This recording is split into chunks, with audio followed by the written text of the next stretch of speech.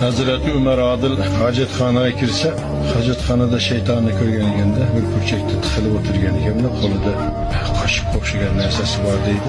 Shaytonni nima qilib o'tiribsan bu yerda desa, hacetxonaga bosh kiyimsiz kirganlarni boshidan bavul qilib yuboraman.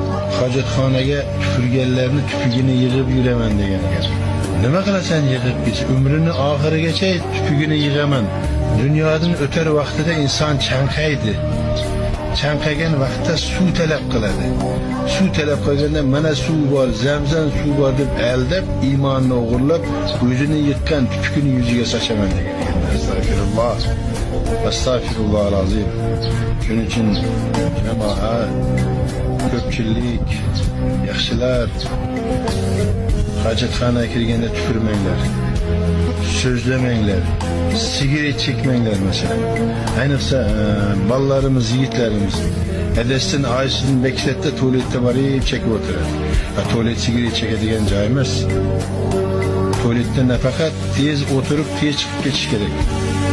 O'tirib olib, sigaretni chekib, telefonni o'ynab o'tirmaslik kerak.